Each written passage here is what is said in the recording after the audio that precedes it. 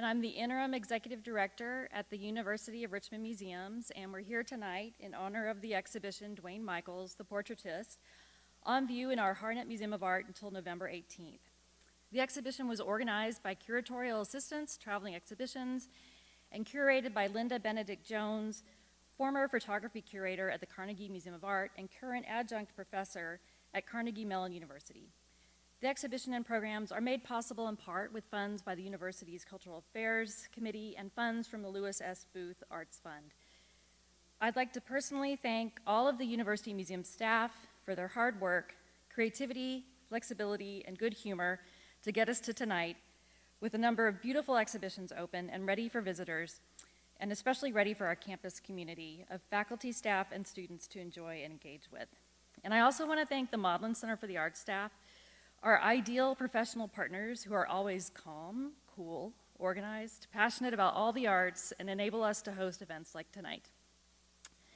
To everyone seated in the audience right now, I'm going to ask you to do me a favor. If you catch the eye of anybody walking in late, give them a smile, because it's been over 2 years since we've had a big public event, and we are thrilled to have all of you here tonight. Whether you came early, whether you're on time, if you come late, if you're just here for drinks and cheese, it doesn't matter. We're happy you're here. And I do encourage you, though, to take a look afterwards at the exhibition, the beautifully installed exhibition of Duane Michaels' photographs, which was organized for our venue by Heather Campbell, our curator of museum programs. And if you want to go crazy, tonight, take a look at the other exhibitions on view, which are in our lobby, in the Maudlin Center, the Student Art exhibition also on view, and we've got a wonderful cabinet of curiosities on the second floor, featuring a second floor of the art department, featuring natural history specimens and artifacts from our Laura Robbins Gallery. For now, though, we're in luck to hear a conversation between master photographer and portraitist Duane Michaels and Jeffrey Allison, an educator, curator, photographer, and more, who I'll introduce in a minute. But before I do, I want to share 2 photographs with you that I think exemplify the very essence of what Michaels brings to photography. What Michaels brings to photography. When he asks the question, when we look at a portrait, what do we really see? A posture, an attitude, who is really there? How do we stop looking at people when we should be looking into them? Here's a photograph of a woman in black and white, a bit grainy, looking out a window, but not really looking anywhere, just facing a window. We can tell she's not actually looking outside because her eyes are almost closed, barely gazing downwards. We can make out more of the woman's hair, shirt, and jumper than we can her face, which is harder to see in the rays of light in the reflection of the window. This photograph by Michaels is titled Mother After Father Died and is from 1976. It's emblematic of a reflective technique that the artist often uses in his work to elicit different effects, while also acknowledging the limitations of the medium. He said about this photo, "To anybody but me, a portrait of my mother is just a woman looking out a window. To share with others my feelings about her, I must express them, in a way that transcends the mere description of the facts of Margaret's face. Margaret's face was not Margaret. Here, she looks hollow inside. Nothing of her compassion, capacity for love, and unhappiness in her marriage can be seen in her portrait, any more than our real self can be seen in our anatomy.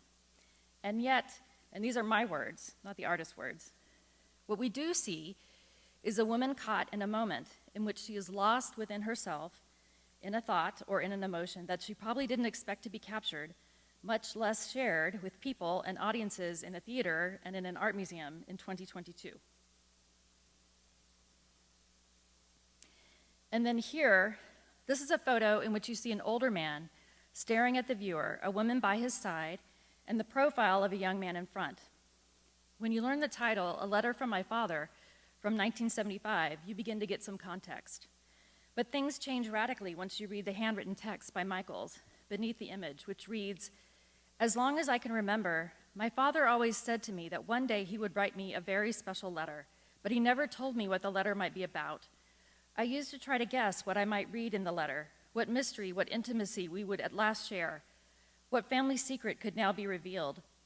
I know what I had hoped to read in the letter. I wanted him to tell me where he had hidden his affections. But then he died, and the letter never did arrive, and I never found that place where he had hidden the letter. So here we are, with visual portraits of two subjects, a mother and a father, of very specific portraits of Duane Michaels' mother and father.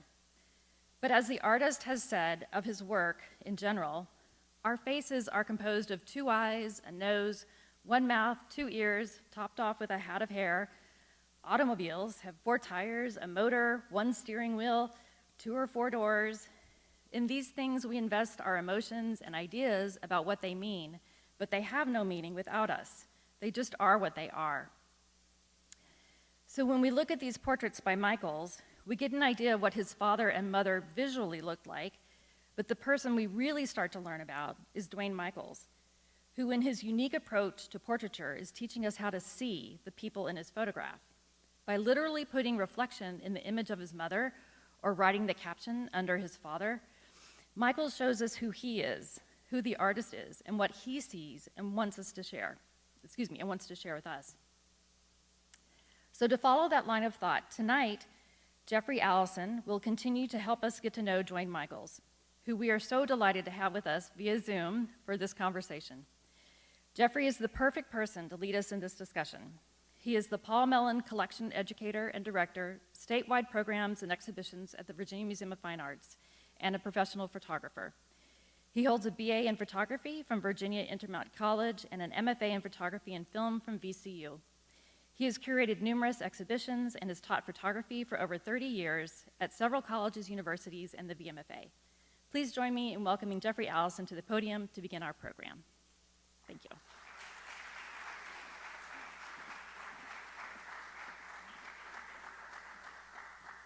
Welcome, everyone, and it's great to be here, and it's really exciting to be part of this first public program in such a long time. I know that we're all excited to be out and about, and this could not be a more perfect night to do it, to have a conversation with Duane Michaels. And I'm just going to read a short introduction, and then we're going to dive right into it. I will say we're going to try to keep this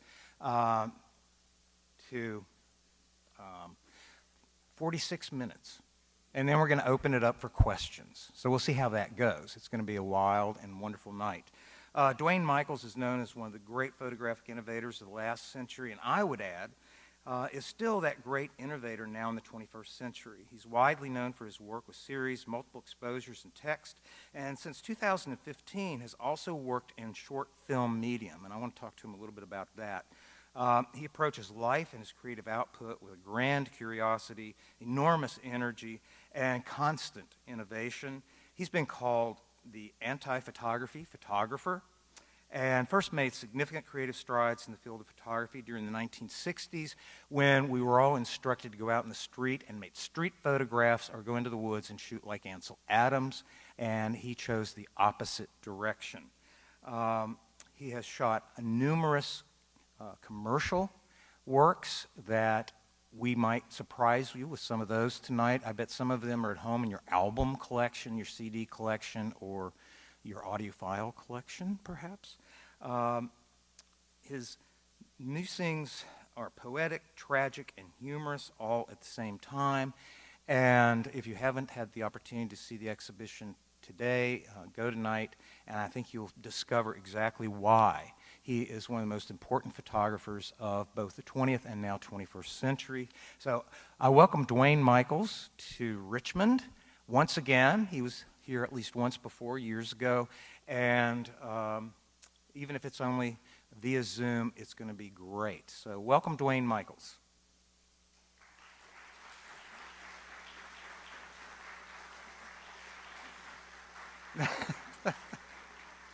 And how are you tonight, Duane? Oh, that's no. My blood pressure is 120/12. My let's see, what else? Anyway, I'm very healthy. Excellent. Actually. Excellent. And it's great to see you again. And what I'd like to do, I'm going to ask you a first question before we jump into the images. And I know you were born. Can you tell us a little bit about your early life before photography? Actually, I was hatched. Most people are born. I was hatched. My mother was a big bird, and my father was an eagle, or was he a pigeon? No, he was a sparrow. At least that's what my mother told me. Anyway, let's see, where was I going? I like very much being old, but every now and then my mind goes off on a tangent someplace, and then I have to pull it back because I don't know where it went. Let's see. I was born in McKeesport, Pennsylvania, Yep. which is a suburb of Pittsburgh. I'm a big McKeesport fan, and I'm working on a piece of sculpture actually to build there.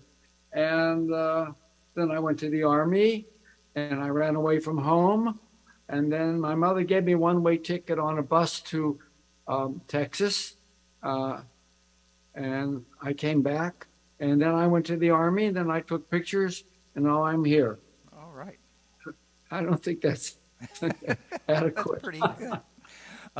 We'll get into that more. I'm going to pull up this first image because I think that plays directly into what we're talking about.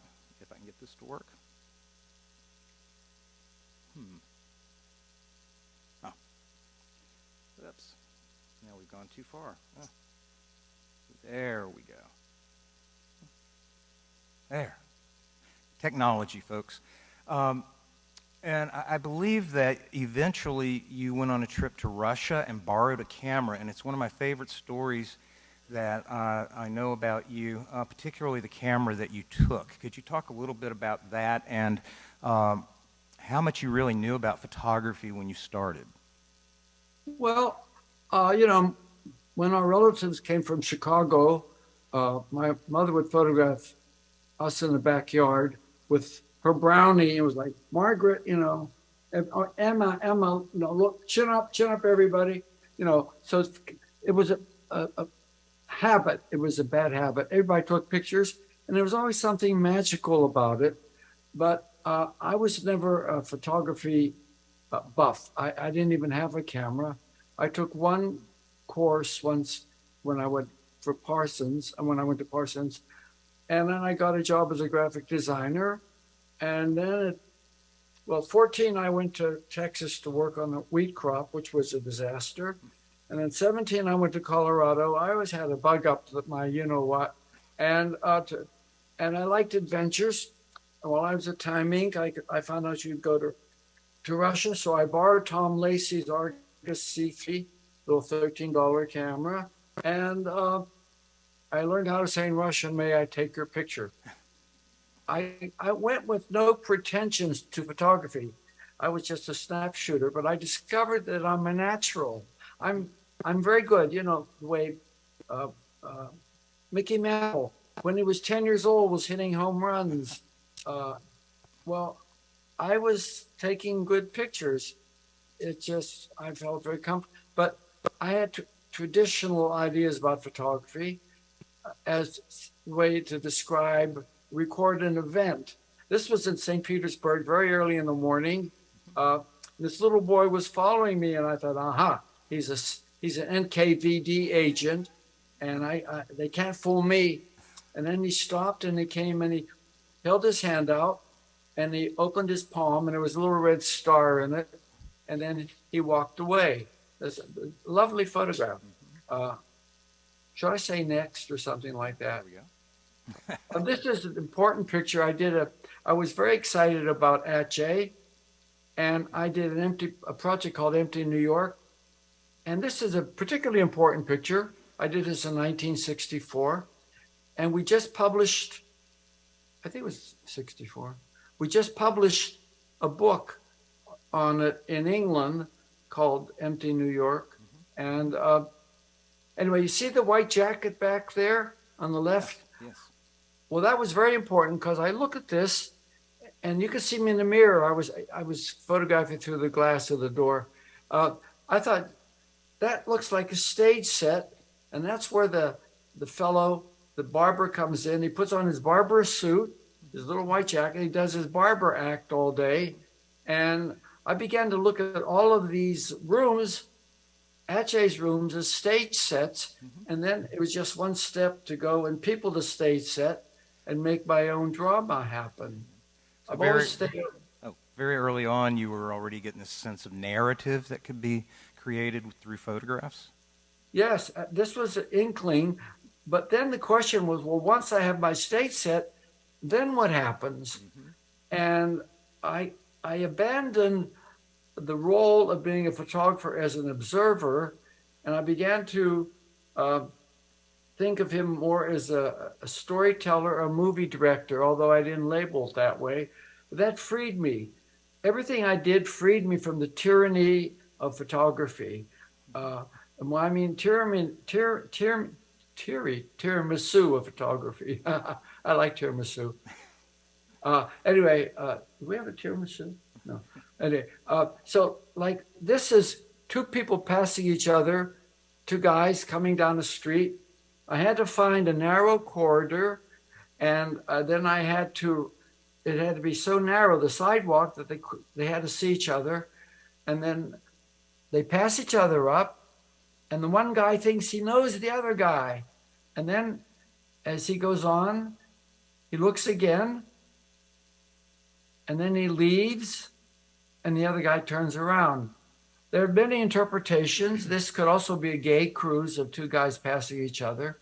But two things happened here. It freed me to my imagination. I didn't have to go looking for two people to pass each other. Everything I did liberated me to express myself. The key word is expression.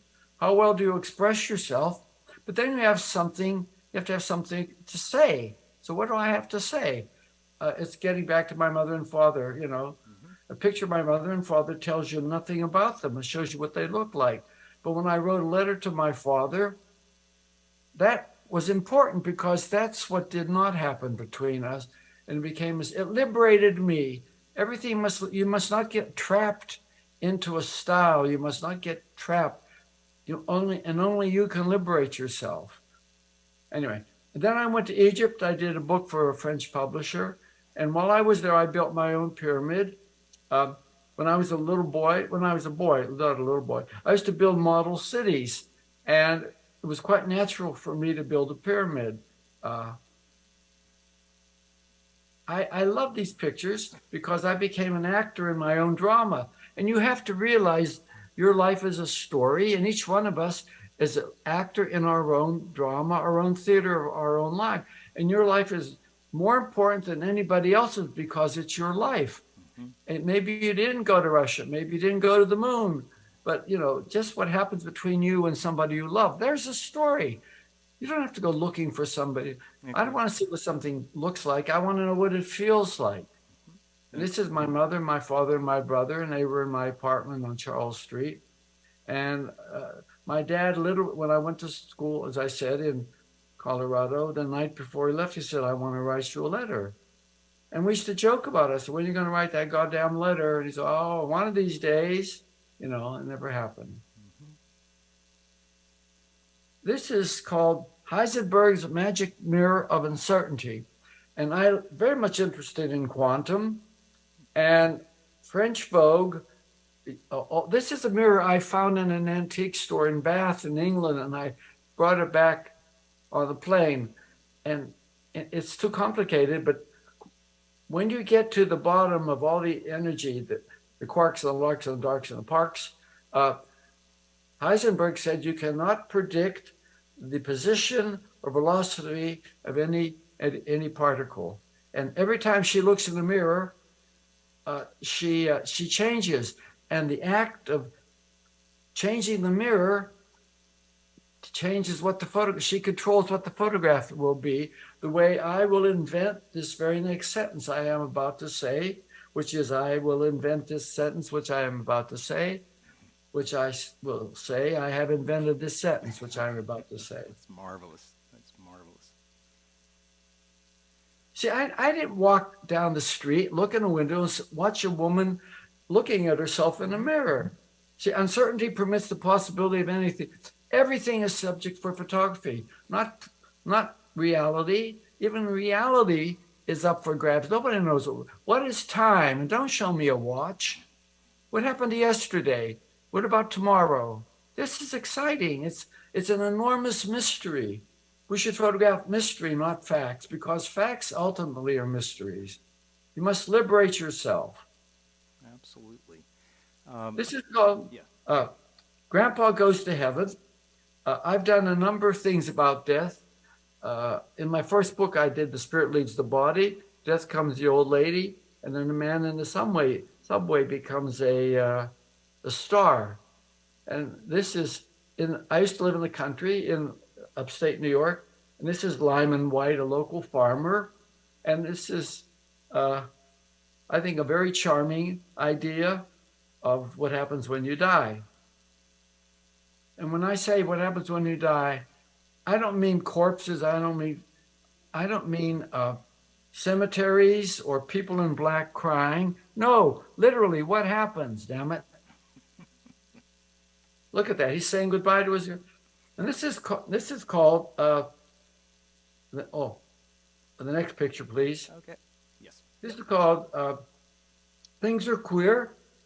I live on 19th Street, and I was walking the next block, and I saw this little bathroom in a window, and I got so excited about it. I went back, and I made this little story up, and that's Sean Kiernan's leg, and I photographed it first without him in it, and then I had to add a little picture, and I was afraid that they would let me in to do the next picture.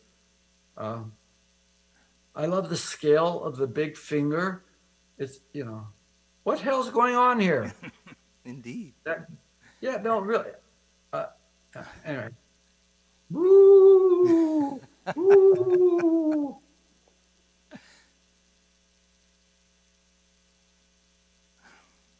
See, so don't tell me what I already know. Take me on a trip. Contradict me. I know what sunsets look like. I know what tits look like. I know what automobiles look like. Show me what you dreamt last night. Is everything subject for photography? I'm an atheist. This is a sequence I did called Christ in New York. And Christ is sold on television by a religious hypocrite. Christ cries when he sees a young woman who has died during an illegal abortion. Christ eats dog food with an old Ukrainian lady in Brooklyn, and how appropriate, Ukrainian lady. Those people are brave. They're geniuses. Christ is beaten, defending a homosexual. Christ sees a young woman being attacked, and whether it's physically or emotionally or financially, woman is victim. And in the end, Christ is killed by a mugger with a handgun, and the second coming had occurred, and no one noticed.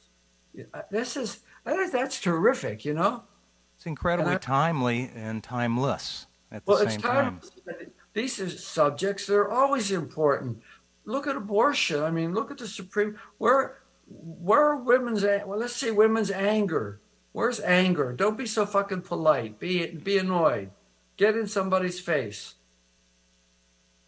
This is the fallen angel, and this is about change. I continue. The man walks in the room, and an angel is attracted to the woman. A sidebar. She wouldn't appear nude for me, which, it made it a little bit problematic. But I like this intimacy, and in the end, he loses his wings. He lost his virginity. I call this irrevocable act. Sometimes something happens, and you're not the same person after that. When my mother and father met a long time ago, and my mother got knocked up, and that evening changed her life forever and ever and ever. And how do we express that? How do we express an event? So stop showing me what things look like. And this is a man in the subway in my very first book. And I turned him at 14th Street, and I turned him into a star. And I love seeing the little clock up in the upper right-hand corner become a galaxy. The most beautiful part of a man's body. I think it must be there where the torso sits on and into the hips, those twin delineating curves, feminine in grace, guiding the eye downwards to their intersection, the point of satisfaction. The most beautiful part of a woman's body. In the oldest dreams of old men, women's breasts still remain long after the desires have gone to dust. They are their first memories, warm, nurturing home, the point of satisfaction, perfect in their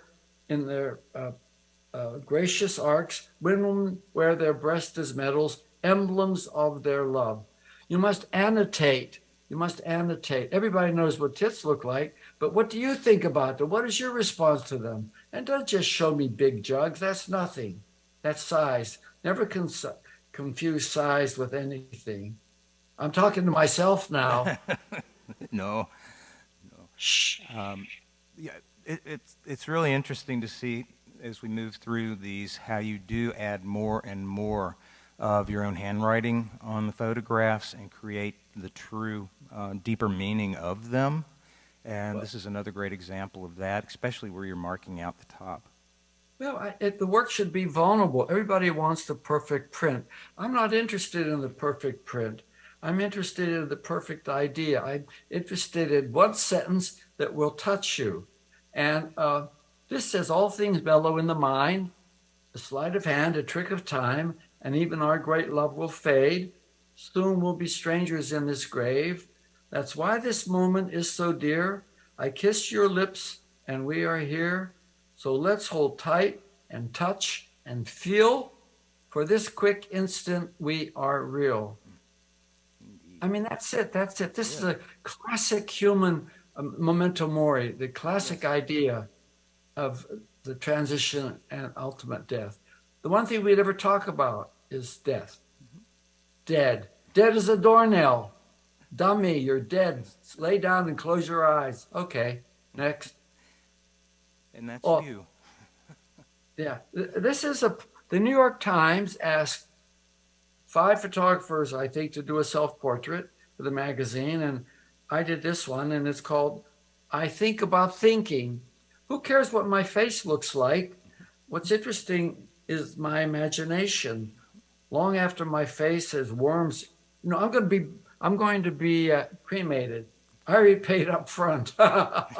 He wouldn't take credit. Anyway, I think this is a much more important picture. Like the picture of my mother sitting by the window after my father died, her loneliness, there was so much emotion. You don't need to see the face exactly. That's anatomy. Anyway, next. Yes. My father could walk in the sky. He promised to show me how, but he left without saying goodbye. I don't cry. I'm a grown-up now.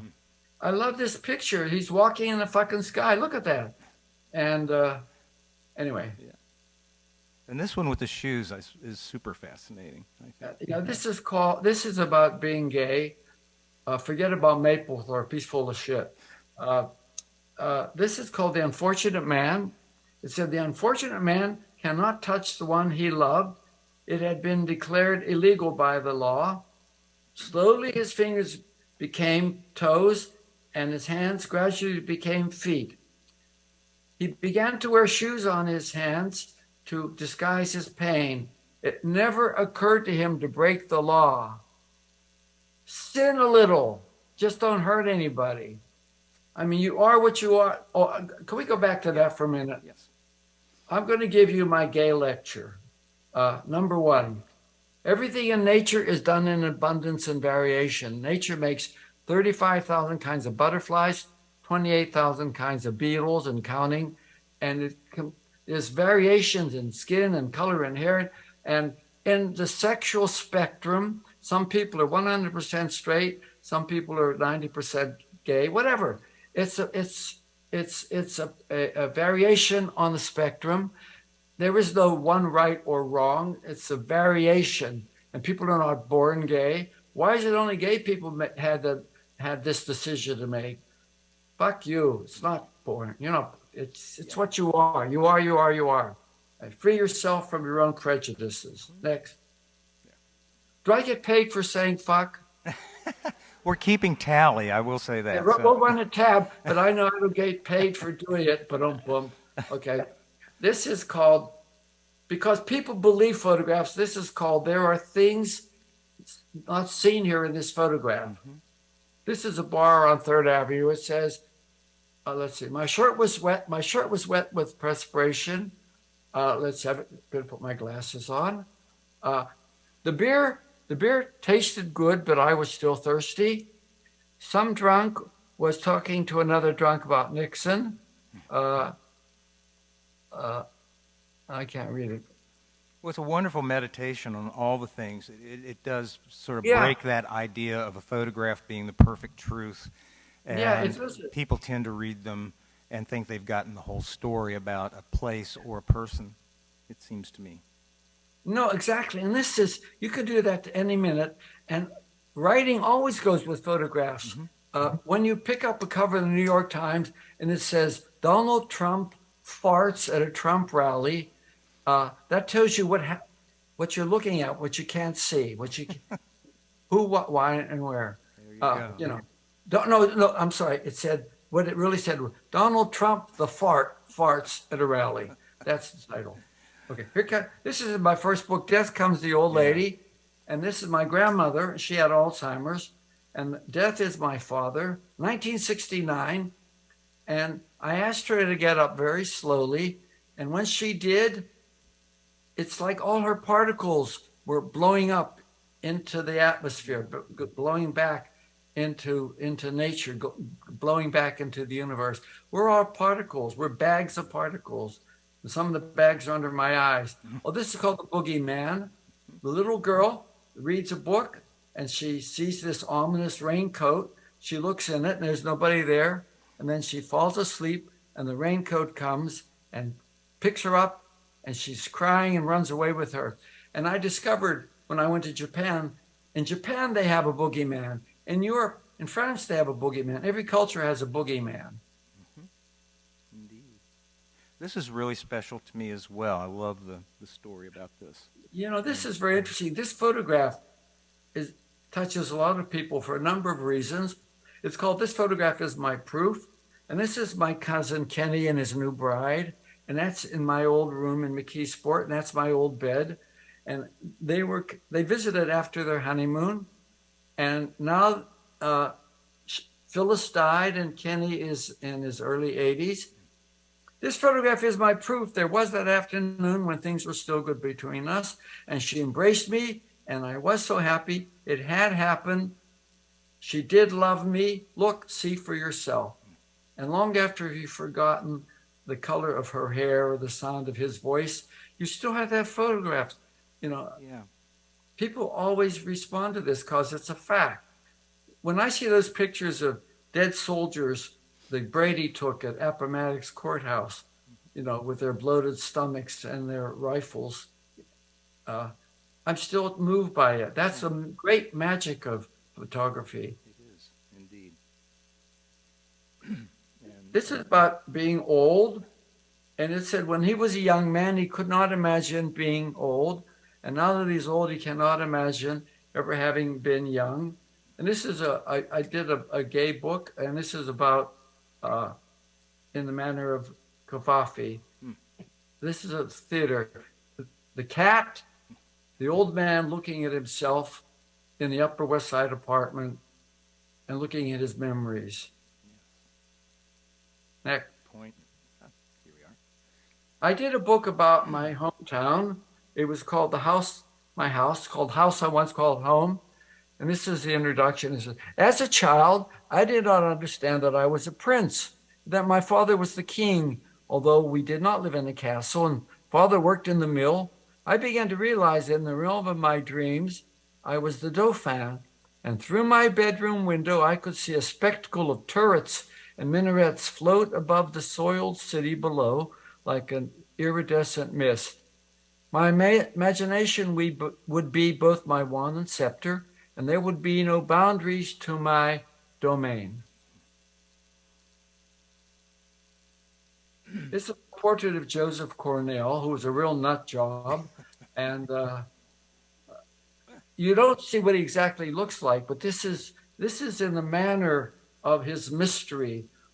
All artists, good ones, have mystery. And this is an impression. If you look at this, it's the first introduction to the mystery of his work. This is Henri Clouzot, who was a very famous French movie director. I think he did Rififi. Oh, yes. I don't remember. Was it Rififi? Yes. Great movie director. I love the mystery. Those aren't facts. You don't see all his wrinkles. Who cares what he looks like? But when I walked with him on the street and I saw this fog and the smoke coming out of this, and then he was smoking, I just thought that was beautiful. Absolutely. And I was going to ask you about the difference between your approach to photographing famous people, artists, other celebrities, as opposed to creating the individual works where you're using unknown models, as it were. No, I always go for the surprise. We've been making movies. That's Meryl Streep before she became famous. But we've been my great help assistant Josiah. Don't let him hear me say that. We make movies now because of him. I blame him. And why am I saying this? There was a reason. Oh, because I always start out with an idea and then I expect something I never counted on to happen.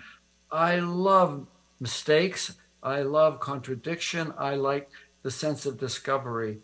And if I think of it on Monday, we'll have it done by Friday. Oh, here's a picture of ye olde Andy and his mother, Julia.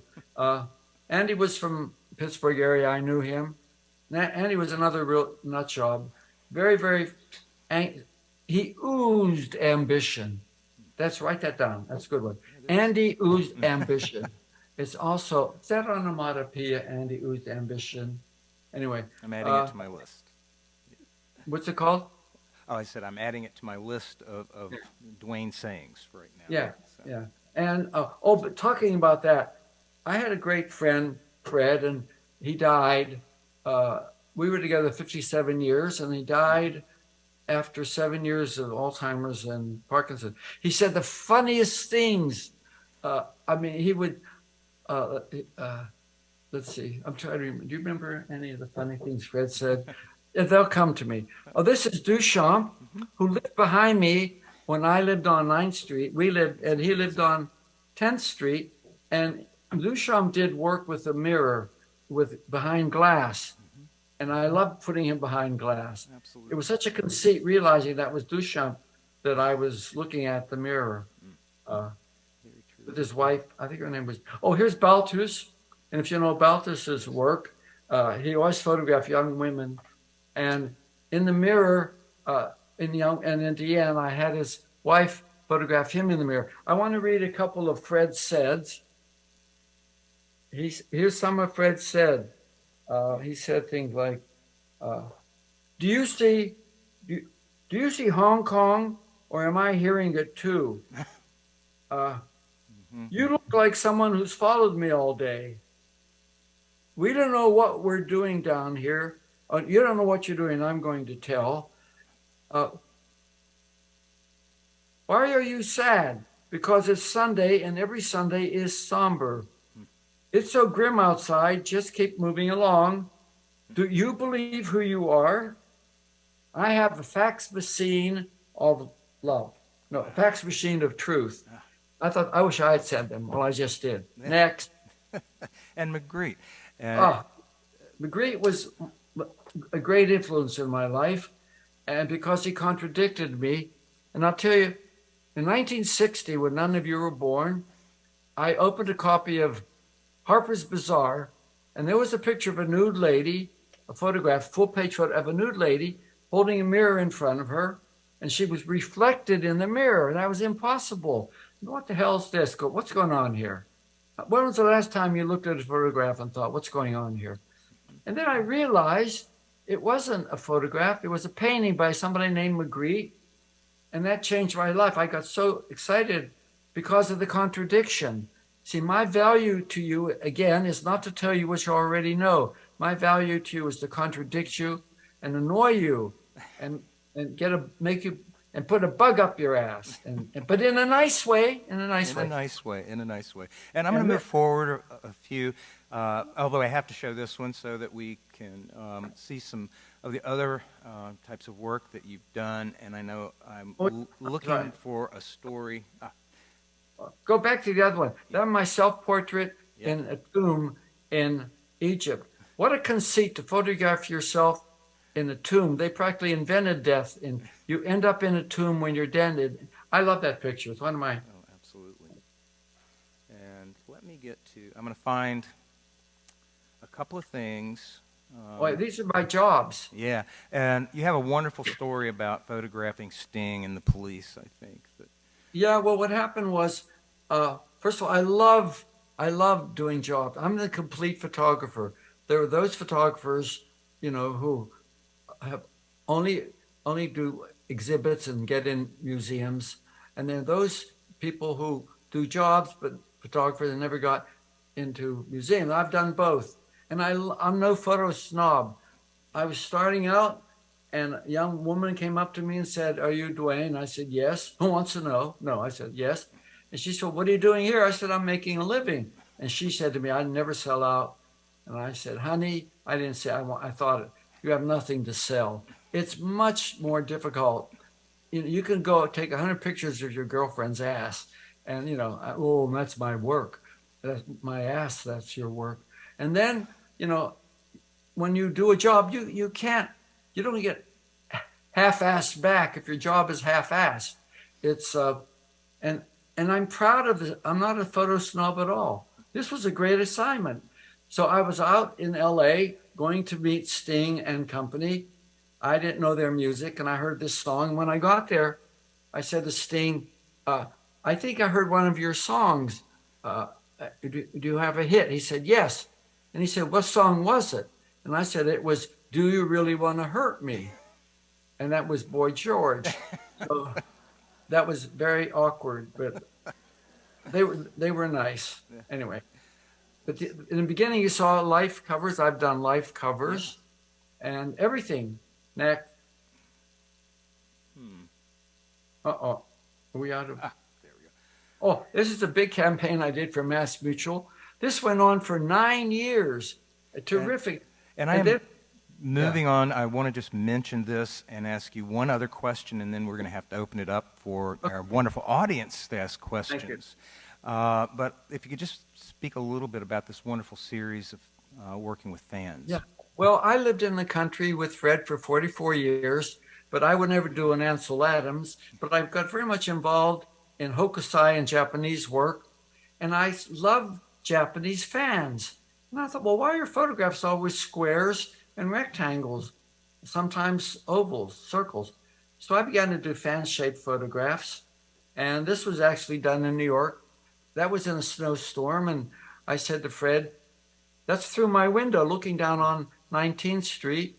I said, "Just walk up and down in circles, and I'll photograph you through the window." So these people came down, and I saw this guy in a Japanese kimono walking in circles. Anyway, I love this picture.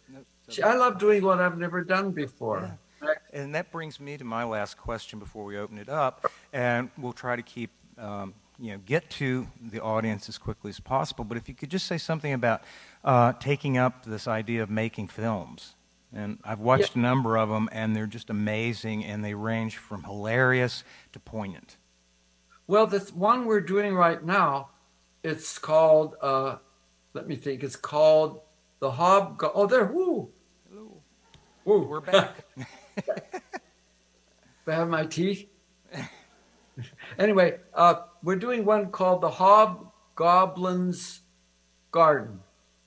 And and it's going to knock your socks off. It's amazing. It's because Josiah can do all these tricks, and I'm a trickster, so two tricksters make one big trick. Yeah, I don't mind being called a trick. I like to be somebody's trick. Anyway, what was I saying? I forgot. Oh, we were just talking about your films. And oh, yes.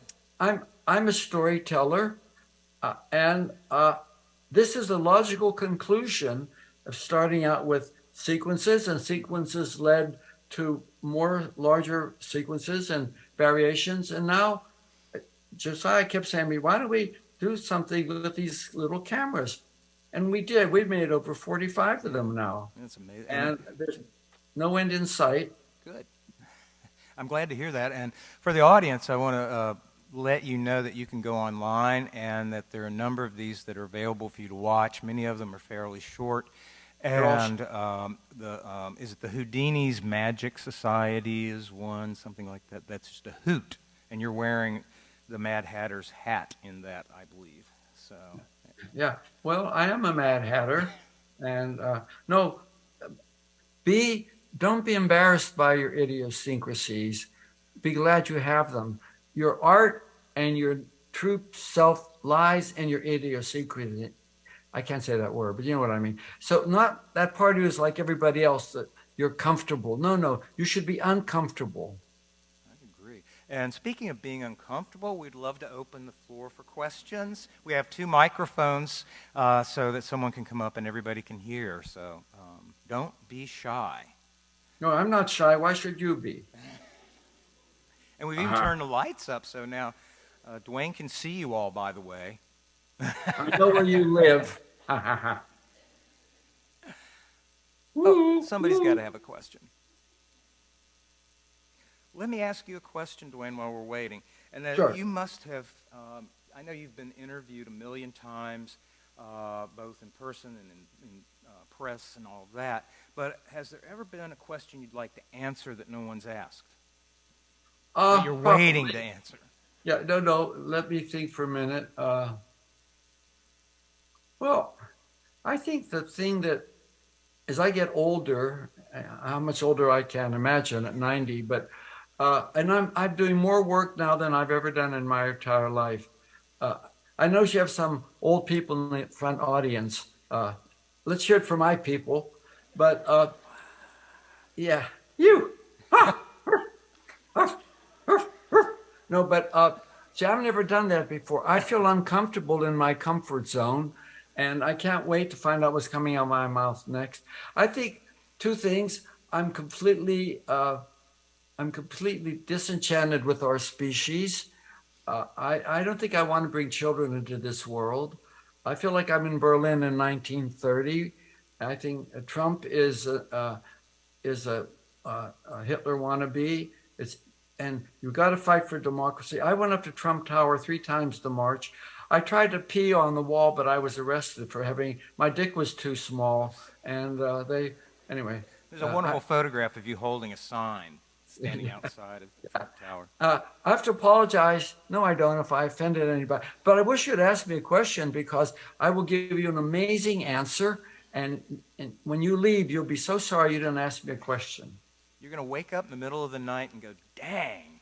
Yeah, then, no, damn. And then you'll pick up the paper and it'll say, under the one ads, not the obituary column, Duane died. And I thought, fuck, why didn't I ask him that question? You want to hear the recipe for we have a wonderful person who has volunteered. So. Okay, is she alive or dead? He, who, what? I'm She's alive. currently alive. Go ahead. I don't want to regret not asking you a question. Okay. Well, I'm curious about your photography practice. Do you still shoot in film? Do you shoot digital? When I got involved I knew nothing about photography. Zero, zilch. I learned everything on the job, and I had a lot of lucky breaks, but I've got this great assistant, and now I love digital. Fuck film, I say. I love digital, and you can do all kinds of magic, and I used to spend hours printing in the darkroom. What are they talking about, And what do you end up with? It's a sunset. Who cares? But if you're going to make somebody disappear into a cloud, that's terrific, But anyway, so I love making these films. We could do all kinds of magic. Films have to be about magic. And do I believe in magic? I have a song for every occasion. Why don't you if you don't? And Josiah, what else should I say? We have another brave soul. Welcome. Oh, right. Come on up.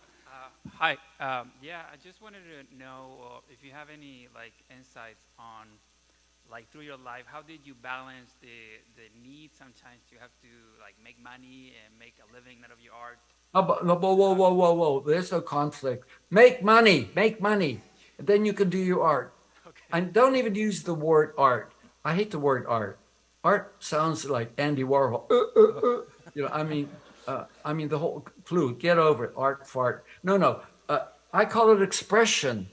I call myself. Somebody's talked to me about doing a new book, and I want to call the expressionist. It's not about writing or photography or tap dancing or snoring or farting in public. It's how well do you express yourself, and that's what's important. But first of all, you have to realize you are the event.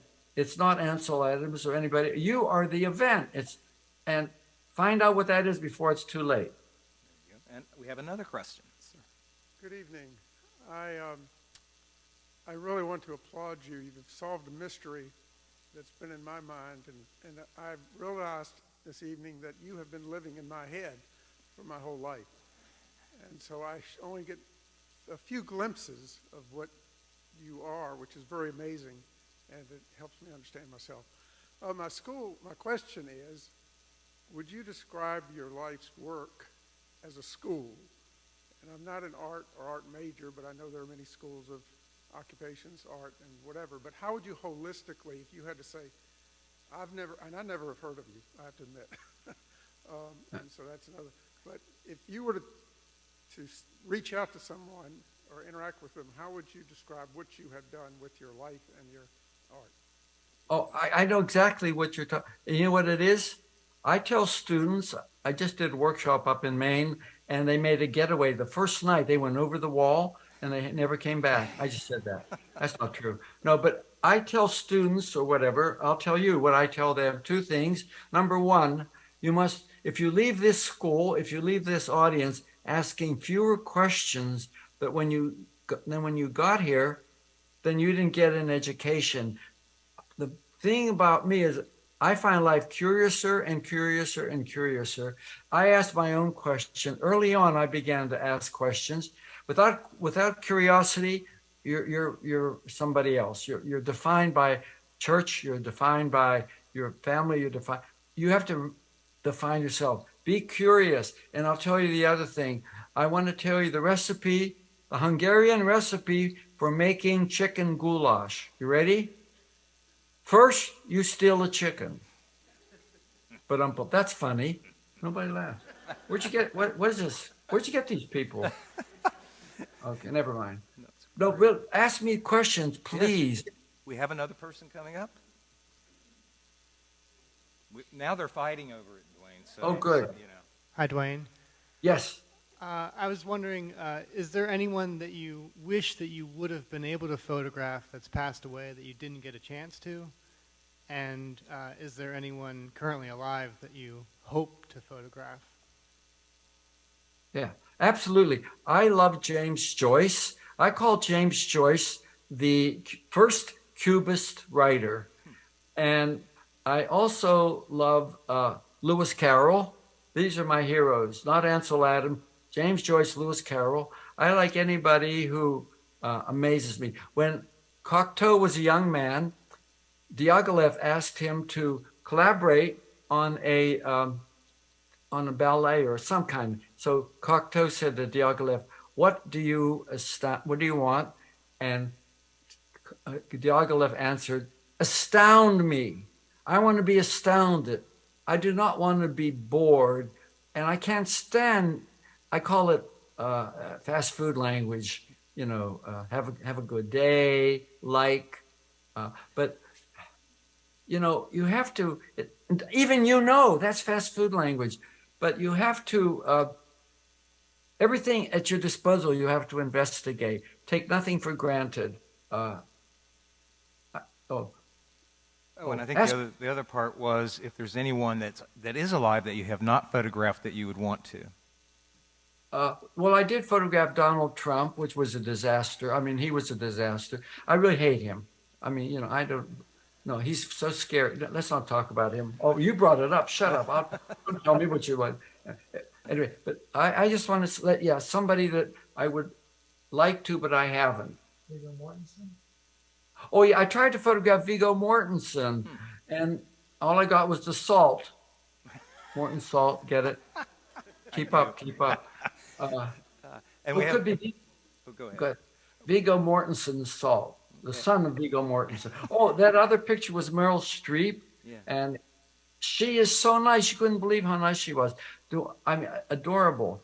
And then after we did the shooting, we ran around Times Square. This is before she became super, super famous.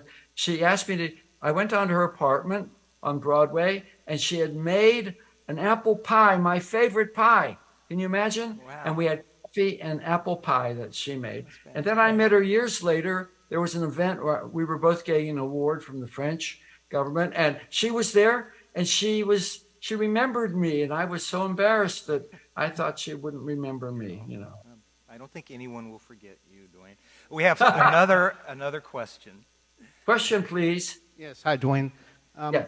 I just wanted to say it was probably about 30 years ago I saw you speak at Maryland Institute College of Art as a very young photographer, and it was really awesome. It was a packed auditorium. It was really hot and sweaty, and you were there. It just etched on my memory.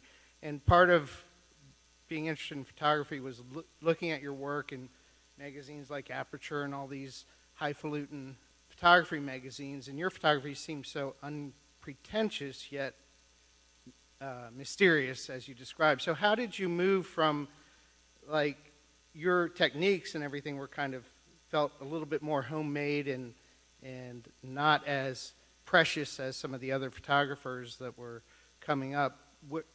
When did you move into the art world, and sort of how did that happen? You said the A word. Don't say the A word. I hate the A word. Talk world of expression is more like it. But if I write a sentence that when Fred died, I wrote this little thing I sent out. I said, "Dear friend, if you should die before me, I would build you a pyramid, and each stone would be a memory of a moment we had shared, and I would think of you, and years later, when you awaken from your dream of death, should you find this pyramid in your travels, remember me and how I once loved you long ago." So people said to me, "Did you photograph Fred while he was dying?" No, I would never do that. Avedon photographed his father when he was dying, and that's his business. And then 2 months later, they appeared in magazines already. That's a career move. Fred was not a career move in my life that I was going to get it off your mind. But if your feelings are true, write one honest sentence. One honest sentence. I would write, "I did not love my father." Oh my God, how could you say that? And then I'd write a second one, "And I don't think he loved me." That's fucking true. That's real. That's real. It has nothing to do about art. Who cares what it's between you and yourself. And then, as I wanted to explain more, I never bought the rules of the photo world. I never bought the rules of the art. Well, you shouldn't do this. You shouldn't do that. That's not hip. That's not cool. No. You define yourself. Don't let anybody else define you. And if it's honest and true, that's as good as it gets. If you're going to do another 27 self-portrait, when you know exactly what your next picture is going to be before you do it, do it. You're not being creative. If you know creating, it means doing what you've never done before and not knowing what you're doing. And people are afraid to fail. Please fail. Fall on your face. Be lousy. But when you get up, look in the mirror and look at the mud on your nose and photograph the mud on your nose. Only you could know where you're going to go. But please, don't fuck the rules. Oh, I said fuck. Well, Duane, that's wonderful. And honestly, I think tonight you have, and I mean this, given us a lot of wisdom, a lot of fun, a lot to think about and take home, a lot more questions to ask about ourselves and the world around us. And so I really, truly want to thank you so much for allowing us into your life for this hour. And I think all of us here really appreciate and value this gift that you've given us. So thank you so much, and let's all Hello? Are we there? Are we still there? We're still there. I'm going to sing you a farewell song. Ready? right. Yes. Are you seated? Okay. I don't stop me if I sang this before. Missed the toilet last night. Bum, bum, bum. Peed all over the floor. Bum, bum, bum. Cleaned it up with my toothbrush. Don't brush my teeth much anymore. Bye. Bye-bye, Duane. Thank you. And thank you all so much, and I hope you'll join us out there for the reception and see the exhibition. We really, truly appreciate you. Thank you.